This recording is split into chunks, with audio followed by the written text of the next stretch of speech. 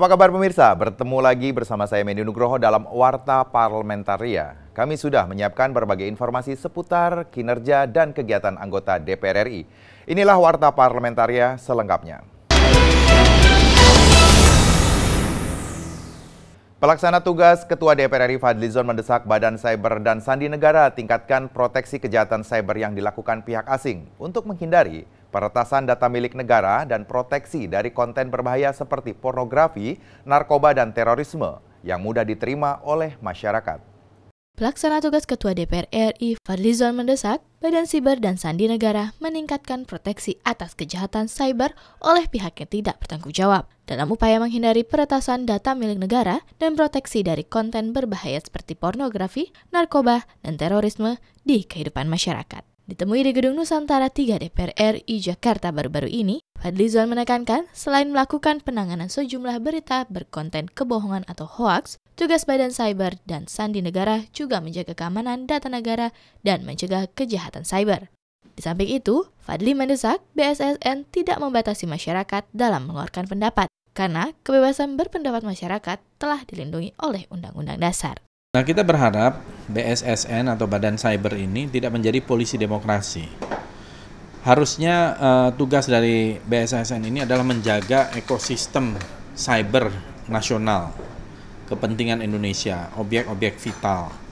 Jadi bukan mengurusi hoax dan lain-lain ya, apalagi hoax yang membangun gitu ya. Fadli juga berharap Badan Cyber dan Sandi Negara lebih mengedepankan kepentingan nasional dan tidak hanya fokus pada politik semata, agar BSSN mampu mencegah tersebarnya konten pornografi, narkoba, bahkan teror ke masyarakat luas.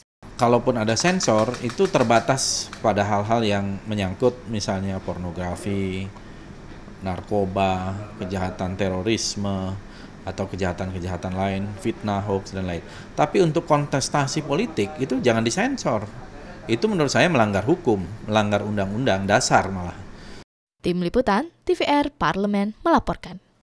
Melalui revisi Undang-Undang Nomor 17 Tahun 2014 tentang MPR, DPR, DPD, dan DPRD atau Undang-Undang MD3, Badan Legislasi atau Balek DPR RI optimis pembahasan semua RUU di DPR akan lebih maksimal. Melalui revisi Undang-Undang Nomor 17 Tahun 2014 tentang MPR, DPR, DPD, dan DPRD atau Undang-Undang MD3, Badan Legislasi atau Balek DPR RI optimis pembahasan semua rancangan undang-undang di DPR akan lebih maksimal.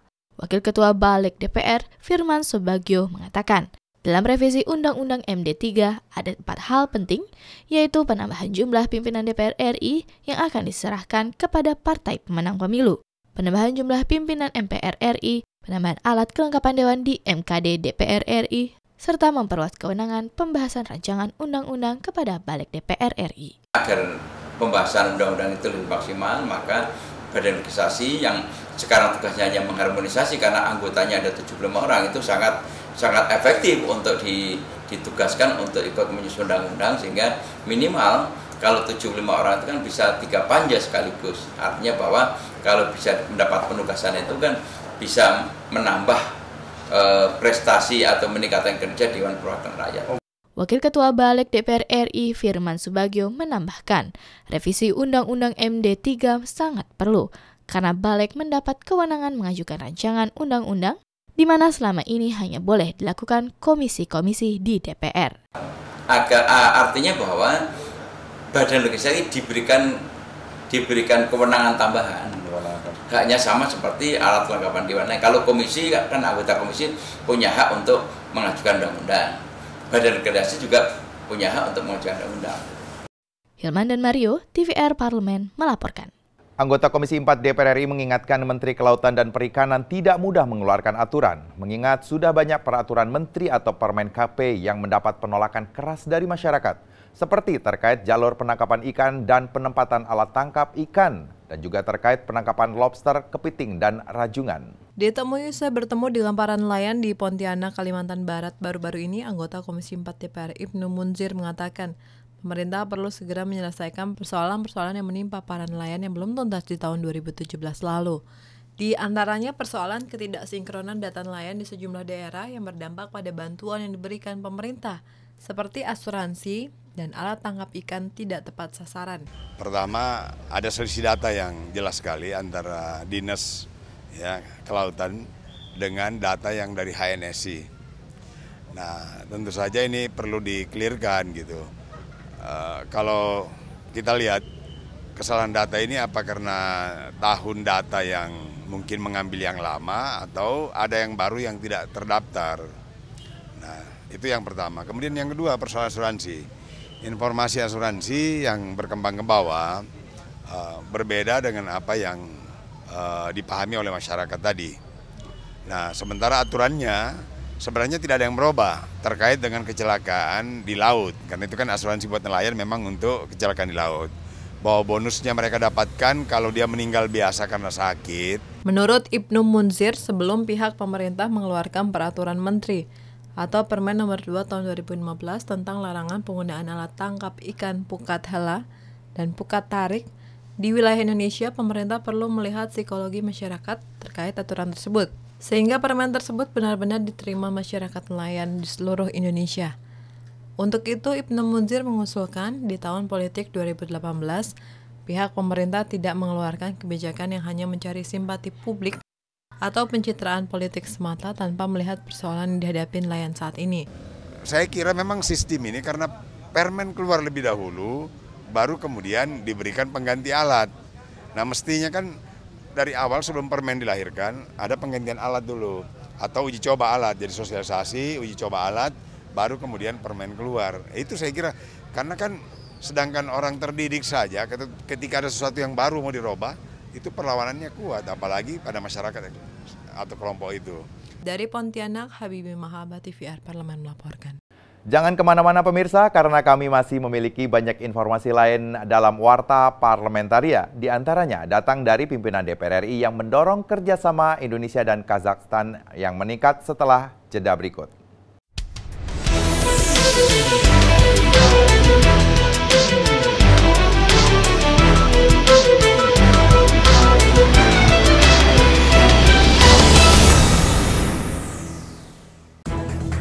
Aksi teror melintasi batas-batas negara mengancam keselamatan bangsa. Negara harus segera menetapkan penanganan batas tindak pidana terorisme tanpa mengesampingkan demokrasi dan hak asasi manusia.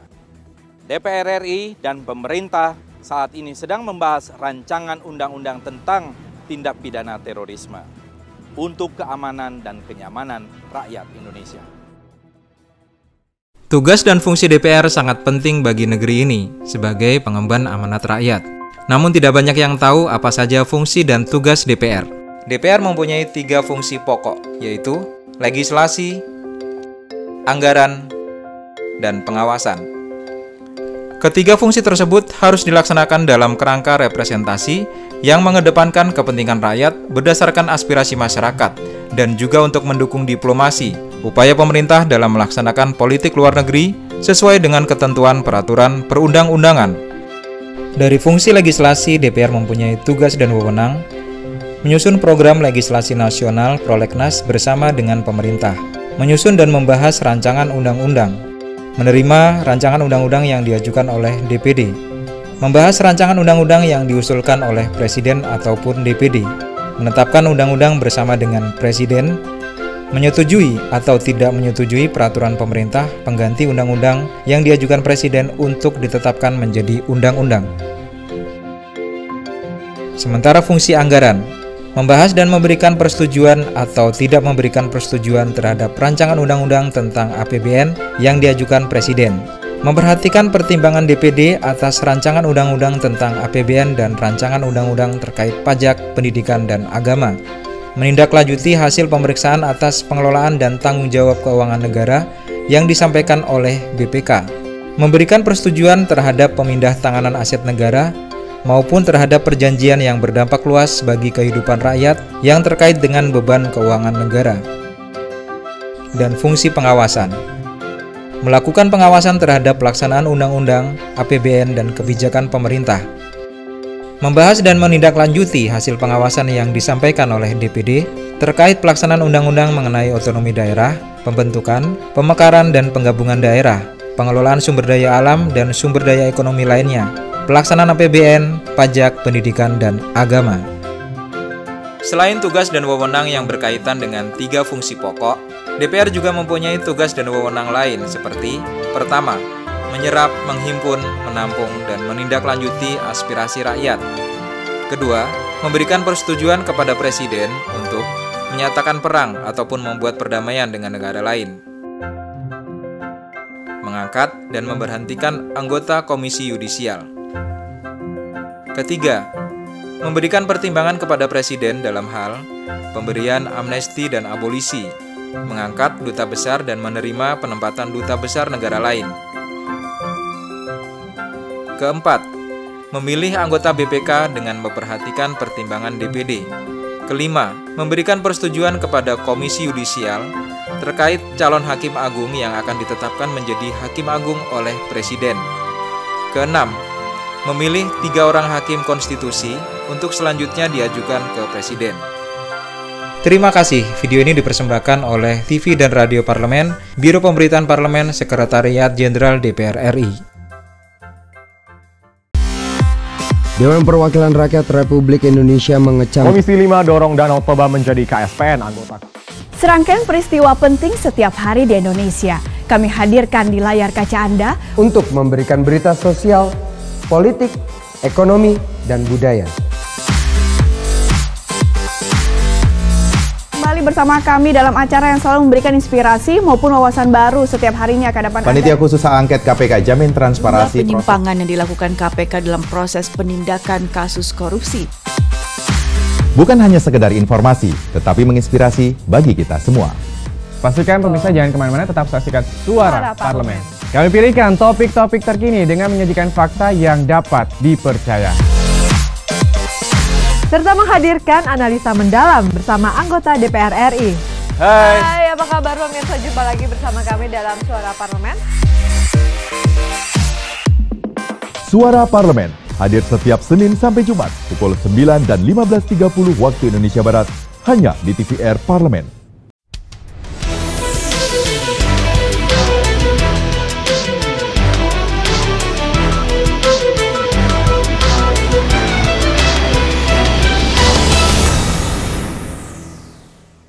Pelaksana tugas Ketua DPR RI Fadlizon berharap rencana kunjungan Ketua Senat Kazakhstan pada Februari mendatang dapat meningkatkan kerjasama bilateral Indonesia dan Kazakhstan yang selama ini telah berjalan baik. Pelaksana tugas Ketua DPR RI Fadlizon berharap rencana kunjungan Ketua Senat Kazakhstan pada Februari mendatang dapat meningkatkan kerjasama bilateral Indonesia-Kazakhstan yang selama ini telah berjalan baik. Usai menerima kunjungan Duta Besar Kazakhstan untuk Indonesia, Askat Orzabay, di Gedung Nusantara 3 DPR RI Jakarta, Fadlizon menjelaskan rencana kunjungan Ketua Senat Kazakhstan merupakan kunjungan balasan atas kunjungan pemerintah Indonesia ke Kazakhstan. Delegasi Senat Kazakhstan juga akan menemui pimpinan DPR RI untuk membicarakan kerjasama bilateral kedua negara. Ada 23 orang dari anggota parlemen Kazakhstan tersebut juga akan diterima oleh Presiden dan Wakil Presiden. Jadi tentu kami akan menerima delegasi tersebut dengan baik ya, karena mereka juga diantaranya adalah anggota parlemen yang bergabung di dalam komite kerjasama persahabatan dengan Indonesia. Fadlizon juga menilai peningkatan hubungan bilateral Indonesia dengan Kazakhstan merupakan hal yang sangat penting. Mengingat Kazakhstan terpilih sebagai anggota tidak tetap Dewan Keamanan PBB, hal ini membuat Kazakhstan semakin berperan di kawasan Asia Pasifik dan dunia. Mereka juga ingin meningkatkan hubungan bilateral Indonesia-Kazakhstan, juga antar kedua parlemen. Ya, Kazakhstan juga sekarang ini adalah anggota ketua Dewan Keamanan PBB yang mewakili Asia Pasifik Januari ini, dan kalau Indonesia nanti menang mewakili Asia Pasifik tahun 2019, ya inilah yang akan menggantikan adalah Indonesia. Sanika dan Samsyul, TVR Parlemen melapor. Komisi 5 DPR RI mendesak pemerintah Provinsi Sumatera Utara segera menghadirkan pilihan transportasi multimoda yang nyaman dan efisien bagi masyarakat, yang dapat menghubungkan bandara, pelabuhan, serta terminal di Kota Medan dengan daerah lain di Provinsi Sumatera Utara. Komisi 5 DPR mendesak pemerintah Provinsi Sumatera Utara segera menghadirkan pilihan transportasi multimoda yang nyaman dan efisien bagi masyarakat, yang dapat menghubungkan bandara, pelabuhan, serta terminal di Kota Medan dengan daerah lain di Provinsi Sumatera Utara. Wakil Ketua Komisi 5 DPR Anton Sukartono menilai realisasi sarana transportasi multimoda di Provinsi Sumatera Utara adalah kebutuhan mendesak. Anton menilai berbeda dengan bandara, transportasi penghubung dari dan ke Pelabuhan Sumatera Utara juga terbilang sangat minim dan belum memiliki transportasi penghubung ke sejumlah daerah yang sulit dijangkau. Untuk itu, Anton meminta Pemprov Sumatera Utara mengadopsi sistem transportasi penghubung di Bandara Kuala Namu. Pinginnya sama kayak di bandara, ada kereta api juga yang ke Belawan Medan. Jadi nggak cuma ke Kuala Namu, tapi Belawan Medan ke Kota Medan. Jadi kita harapkan kereta api juga dibangun di sini, tapi sementara itu belum ada, ya mohon bis diperbanyak aja. Senada dengan Anton, anggota Komisi 5 DPR Bahrum Daido juga menilai hal ini menjadi kendala bagi masyarakat pengguna jasa pelabuhan, terutama untuk dapat melanjutkan perjalanan menuju daerah tujuan. Untuk itu, Bahrum mendesak Pemprov Sumatera Utara segera membangun infrastruktur transportasi penghubung tersebut. Pelabuhan sedikit dalam rangka pengangkutan ke daerah lanjutan. Dari pelabuhan ke daerah lanjutan itu sedikit masalah di situ. Ya, jadi dari kepala pelabuhan meminta agar supaya diperhatikan ke depan masalah angkutan lanjutannya itu semacam kereta api dan bus. Ya, sehingga mereka dari pihak pelabuhan bisa ngatur dengan baik. Dari Sumatera Utara, Fajar Ilhami, Trihandoko, TVR Parlemen melaporkan. Komisi 4 DPR RI mendorong pemerintah pada tahun 2018 ini untuk lebih fokus menyelesaikan persoalan-persoalan pertanian di sejumlah wilayah di Indonesia, seperti membenahi irigasi Al-Sintan dan pencetakan sawah, agar swasembada pangan yang menjadi target Presiden Jokowi segera terrealisasi. Anggota Komisi 4 DPR RI Fauzi Amro mengatakan, pemerintah perlu memikirkan secara matang untuk mewujudkan sistem pertanian modern agar dapat menciptakan ketahanan pangan nasional. Menurut Fauzi, untuk mewujudkan sistem pertanian modern perlu 3 hal, yakni penelitian benih unggul, penggunaan teknologi yang canggih, dan penggunaan bahan kimia pertanian. Alat-alat pertanian, adanya pupuk subsidi, adanya alat pasca panen, ada alat produksi, ini akan membantu dan akan memproses percepatan daripada kedaulatan pangan yang disesuaikan oleh cita-cita Presiden seperti itu. Kita berharap nanti waduk embung irigasi yang dibangun oleh Kementerian PUPR, kalaupun dia lewat misalnya hutan produksi, hutan kawasan, itu bisa ditukar gulingkan atau dialihfungsikan biar bendungan waduknya bisa berjalan. Di hilirnya adalah pembangunan tanaman padi, cetak sawah, tanaman hortikultura gitu. Sehingga kedaulatan pangan 2025 nanti akan terwujud. Anggota Komisi 4 DPR RI Ibnu Munzir mengatakan, Al-Sintan Center di masing-masing provinsi di Indonesia perlu dioptimalkan perannya dalam memberi edukasi kepada petani untuk meningkatkan produktivitas hasil pertanian mereka. Ibnu meminta pemerintah mengoptimalkan peran Al-Sintan Center di sejumlah daerah di Indonesia, termasuk anggaran untuk melengkapi sarana dan prasarana penunjang di Al-Sintan Center tersebut, agar petani bisa mengimplementasikan teknologi pertanian. Untuk kita support nih. Jadi Al-Sintan Center tadi saya kira sesuatu yang baru yang ada di Kalimantan Barat ini kan tidak semua kan provinsi ada itu. Saya kira apa yang akan kita kembangkan di atas itu disesuaikan dengan pola pertanian dan kebutuhan yang ada di lapangan, itu yang diteliti oleh Al-Sintan Center dan dilahirkan alatnya yang sesuai. Nah, saya kira pemerintah paling tidak mengembangkan ini, memperluas ini, kalau perlu juga mengadakan di beberapa tempat yang sejalan dengan kebutuhan. Habibi dan Dwi, TVR Parlemen melaporkan. Pemirsa, kami masih memiliki banyak informasi lain dalam Warta Parlamentaria. Tetap bersama kami.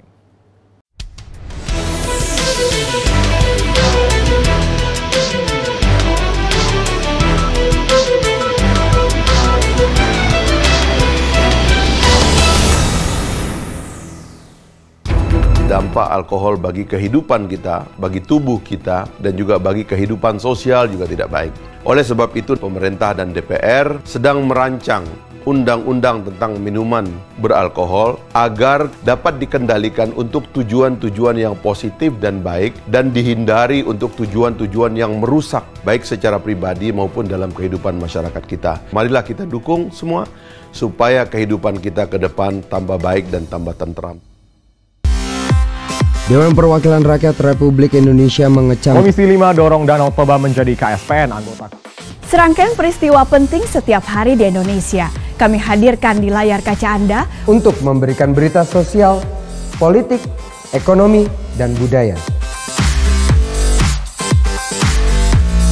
Kembali kembali bersama kami dalam acara yang selalu memberikan inspirasi maupun wawasan baru setiap harinya ke depan. Panitia Khusus Hak Angket KPK jamin transparansi penyimpangan yang dilakukan KPK dalam proses penindakan kasus korupsi. Bukan hanya sekedar informasi, tetapi menginspirasi bagi kita semua. Pastikan pemirsa jangan kemana-mana, tetap saksikan Suara Parlemen. Kami pilihkan topik-topik terkini dengan menyajikan fakta yang dapat dipercaya.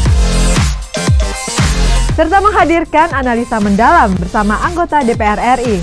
Hai, apa kabar pemirsa? Jumpa lagi bersama kami dalam Suara Parlemen. Suara Parlemen hadir setiap Senin sampai Jumat pukul 9 dan 15.30 waktu Indonesia Barat hanya di TVR Parlemen. Tugas dan fungsi DPR sangat penting bagi negeri ini sebagai pengemban amanat rakyat.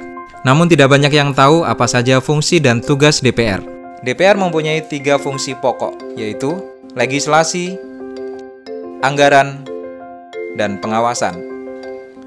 Ketiga fungsi tersebut harus dilaksanakan dalam kerangka representasi yang mengedepankan kepentingan rakyat berdasarkan aspirasi masyarakat dan juga untuk mendukung diplomasi, upaya pemerintah dalam melaksanakan politik luar negeri sesuai dengan ketentuan peraturan perundang-undangan.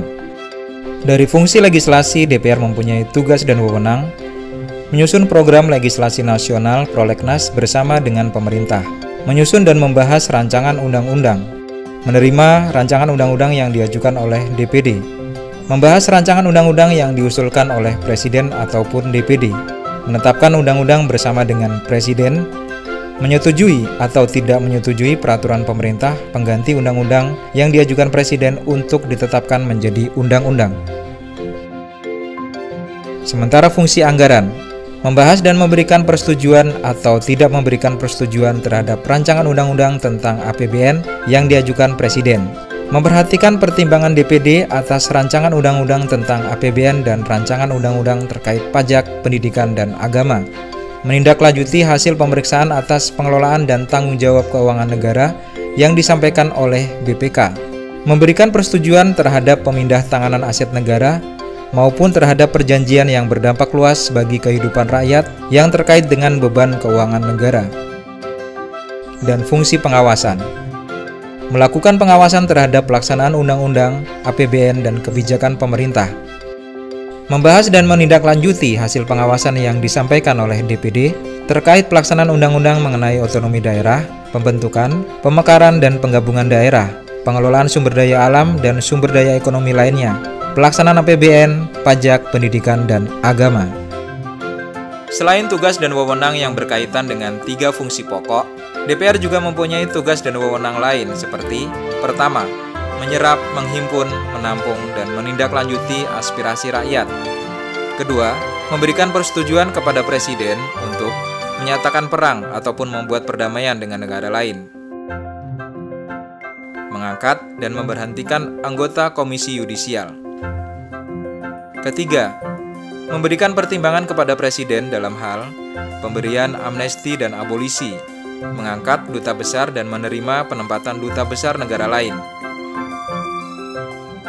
Keempat, memilih anggota BPK dengan memperhatikan pertimbangan DPD. Kelima, memberikan persetujuan kepada Komisi Yudisial terkait calon Hakim Agung yang akan ditetapkan menjadi Hakim Agung oleh Presiden. Keenam, memilih 3 orang hakim konstitusi untuk selanjutnya diajukan ke Presiden. Terima kasih. Video ini dipersembahkan oleh TV dan Radio Parlemen, Biro Pemberitaan Parlemen, Sekretariat Jenderal DPR RI.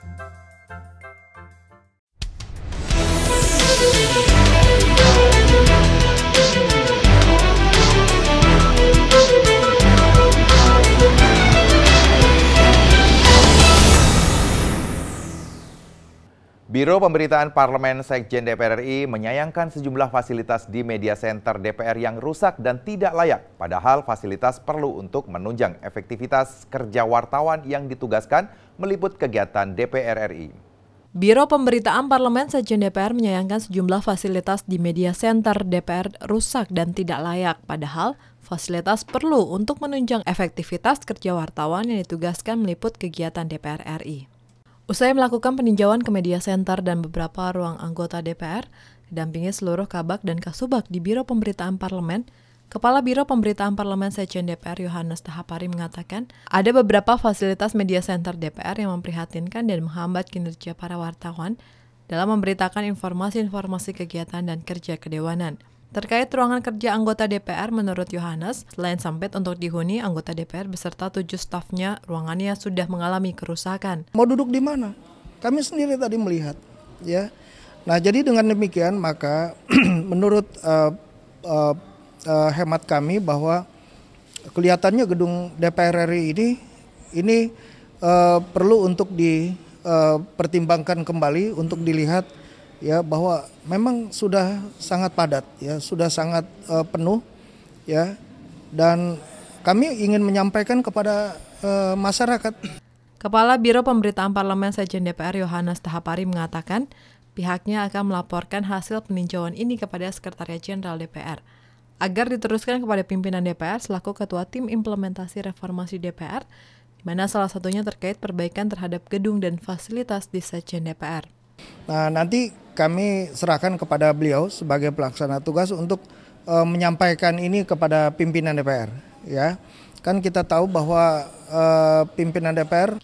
Fitian dan Tegar, TVR Parlemen melaporkan. Dalam mengisi reses masa persidangan kedua tahun sidang 2017-2018 ini, sejumlah anggota Dewan mengunjungi daerah pemilihan masing-masing. Berbagai kegiatan dilakukan untuk menyerap aspirasi maupun berkontribusi bagi konstituen di daerah pemilihan. Dalam mengisi masa reses masa persidangan kedua tahun sidang 2017 hingga 2018 ini, anggota Komisi 6 DPR RI Endang Srikarti Handayani turun langsung ke daerah pemilihannya, yaitu Jawa Tengah 5 dengan membagi 600 paket sembako murah untuk rakyat. Kegiatan ini disambut hangat masyarakat Klaten dan sekitarnya. Endang Srikarti mengatakan hasil dari penjualan sembako ini akan disalurkan untuk pembangunan rumah ibadah di lokasi yang sama. Saya juga merasa bahagia, merasa bisa diterima oleh rakyat saya. Saya merasa juga bisa bermanfaat kepada rakyat saya, supaya juga saya bekerja dengan tenang karena rakyat saya membutuhkan saya, aspirasinya, memperjuangkan aspirasinya. Kegiatan penjualan sembako murah ini bekerja sama dengan beberapa perusahaan BUMN melalui program tanggung jawab sosial perusahaan atau CSR-nya, yakni PT Angkasa Pura I, Bandara Adi Sumarno Solo, Bank Mandiri Cabang Klaten, dan PT PLN Wilayah Kerja Jawa Tengah. Itu memang ada program namanya CSR, Corporate Social Responsibility, di mana persentase kecil dari keuntungan kita langsung dibagikan kepada lingkungan sekitar. Seperti saya bandara, mungkin Mandiri sekitar Mandiri. Jadi CSR itulah yang nanti kita salurkan ke penduduk, di mana nanti bisa bermanfaat untuk meringankan yang dapat musibah atau yang memang membutuhkan. Dari Kabupaten Klaten, Jawa Tengah, Gunarso, TVR Parlemen melaporkan. Komisi 11 DPR RI meminta industri perbankan di Jawa Tengah memberi dukungan dan perhatian lebih pada UMKM, mengingat Jawa Tengah merupakan salah satu daerah dengan jumlah UMKM terbesar di Indonesia. Komisi 6 DPR mendorong pemerintah serius mengembangkan dan meningkatkan peran koperasi dan UMKM serta pengawasan terhadap pemerintah daerah Bangka Belitung dalam menjalankan program-program pengembangan koperasi dan UMKM. Dalam kunjungan kerja masa reses ke Bangka Belitung, anggota Komisi 6 DPR Syahrani Mataya mengatakan dari 2016 sampai akhir 2017, Indonesia mengalami penurunan mikro yang berdampak ke daerah-daerah termasuk Bangka Belitung, sehingga perlu langkah strategis dari Kementerian Koperasi dan UMKM untuk mengembangkan dan meningkatkan peran koperasi dan UMKM di Bangka Belitung. Koperasi dan UMKM harus terus dikembangkan, dilindungi, dan difasilitasi oleh pemerintah sehingga bisa bertumbuh dan menjadi besar. Sarana dan prasarana yang berkaitan dengan meningkatkan UKM ini itu segera menjadi perhatian pemerintah daerah dan juga pemerintah pusat. Nah, kita sebagai legislasi dari pelaksanaan aturan-aturan yang berkaitan dengan masalah koperasi dan UKM ini juga menyikapi gitu. Anggota Komisi 6 DPR Syahrani Mataya menilai Bangka Belitung memiliki potensi ekonomi yang tinggi seperti adanya pertambangan timah dan potensi wisata. Untuk itu pemerintah diminta lebih maksimal memilih program UMKM yang dapat dikembangkan dari kedua sektor tersebut sehingga bisa meningkatkan pertumbuhan ekonomi mikro di Bangka Belitung. Nanti orang akan datang akan menginap di sini, belanja di sini ya. Nah, kemudian UKM-nya juga bergerak ya. Ada petani yang menanam buah-buahan, kemudian juga ada nelayan di sini dengan ikan lautnya. Dari Bangka Belitung, Putri TVR Parlemen melaporkan. Demikianlah beragam informasi seputar aktivitas DPR RI yang sudah kami susun dalam Warta Parlamentaria. Saya Medi Nugroho beserta kerabat kerja yang bertugas undur diri. Terima kasih atas perhatian Anda. Wassalam.